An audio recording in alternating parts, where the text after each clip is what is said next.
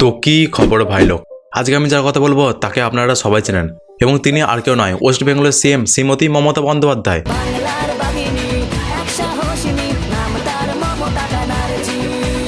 আপনারা তাকে দিদি বলেছিলেন। তার জীবনের ডার্ট চ্যাট এবং তিনি দিনে কত কিলোমিটার দৌড়ান সেটা দেখবো এবং তিনি কেমন আঁকেন সেটাও দেখবো। তো আর বেশি কথা না পারে এসব দেখবো এবং হালকা করে হামাল দিতে যেতে করে, হালকা করে নুন লঙ্কা ছড়িয়ে, হালকা করে বিচিতে হতে ঘষে, হালকা করে সিলনরে জোজে বেড়ে দেবো। হালকা করে করবো যাতে আমি এবং আমার চ্যানেল যেন ঠিক থাকে।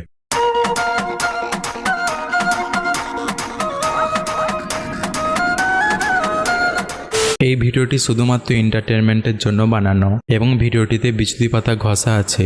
আপনারা ভিডিওটা দেখবেন, মজা নেবেন আর ভুলে যাবেন। দয়া করে গায়ে মাখবেন না, নালে চুলকে চুলকে মরে যাবেন। Thank you so much.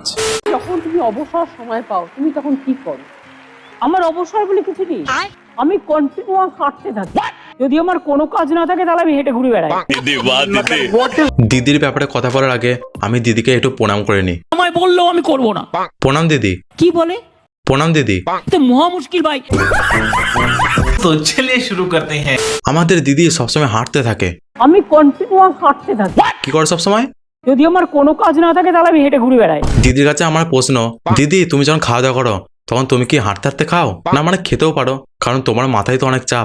আর একটা কোশ্চেন, তুমি যখন স্নান করো তখন তুমি কি সুইমিং পুলে ডুবে ডুবে হাঁটতে থাকো? তুমি যখন জামা কাপড় পরো তখন তুমি হাঁটতে থাকো আর তোমার স্টাফ তোমাকে পিছন থেকে জামা কাপড় পরায়? তুমি যখন হাঁকতে যাও তখন তুমি কি হাঁটতে হাঁটতে ল্যাংচা ছাড়ো, এ মানে হাগো? अरे हाँ भाई हाँ।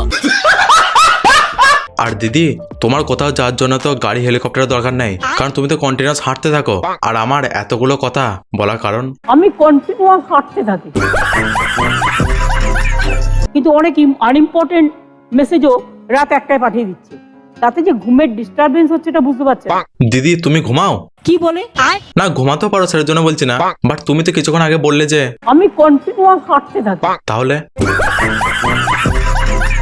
আমি খুব বিরক্ত হয়ে যখন কিছু লোক 5 পাতা মেসেজ পাঠিয়ে দিল, রাত্রিবেলা খেয়ে দিয়ে কাজ নেই, 5 পাতা মেসেজ পড়ো। 5 পাতায় মেসেজ পাঠালে বা তুমি তো সবসময় হাঁটতে থাকো, হাঁটতে হাঁটতে পড়বে, দেখবে ঘরের থেকেও তোমার হার্টের স্পিড বেড়ে যাবে। আর যদি স্পিড না বাড়ে তাহলে একসাথে 2-3টা ফোন ইউজ করবে আর সোশ্যাল মিডিয়ায় তোমার নাম্বারটা পোস্ট করে দেবে। দেখবে সবার মেসেজ পড়তে পড়তে তোমার হাঁটার স্পিড রকেটকেও হার মানিয়ে দেবে। মাত্র 1 মিনিটে চাঁদে পৌঁছে যাবে হাঁটতে হাঁটতে। তুমি সারাদিন ফ্রি, তোমার হাতে ফোন নেই, ওই এসএমএস নেই তোমার সামনে, পাগল হয়ে যাবো। তুমি কি করবে? প্রথম হচ্ছে ফোন না থাকলে আমি পাগল হয়ে যাবো। ফোন না থাকলে দিদি নাকি পাগল হয়ে যাবে। তাহলে আমাদের রাজ্যে চুরি করবে কে, এ মানে রাজ্য সামলাবে কে? আমায় বললো আমি করব না। মানে যেদিন ফোন বন্ধ হয়ে যাবে সেদিন থেকে দিদির হাত থেকে আমাদের রাজ্য চলে যাবে, কারণ দিদি তো পাগল হয়ে যাবে। পাগল হয়ে যাবো মানে আমার হাত পা কোমর থেকে শুরু করে প্রত্যেকটা এক্সারসাইজ করতে আমার পুরো 1 ঘন্টা লাগে। দিদির ব্যায়াম করতে নাকি 1 ঘন্টা সময় লাগে। না দিদিকেও তো ব্যায়াম করে শরীরটা ঠিক রাখতে হবে, নাহলে আমাদের রাজ্যে চুরি করবে কে, এ মানে রাজ্য সামলাবে কে? আমায় বললো আমি করব না। দিদি ব্যায়াম করে বলে তো এখনো ফুটবল খেলতে পারে। দিদির পা ভেঙে গেছিল সেটা আলাদা ব্যাপার।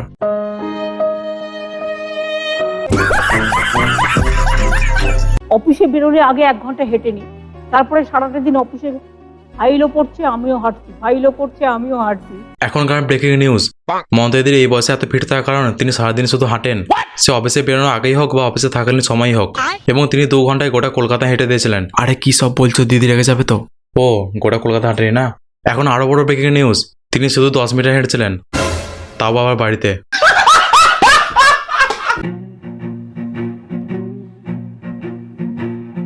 এটা আবার কি আঁকছে?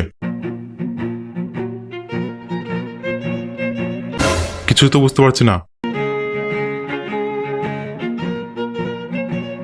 এটা ফুল না রং নিয়ে খেলছে দিদি? এরকম ফুল তো আমি জীবনে দেখিনি।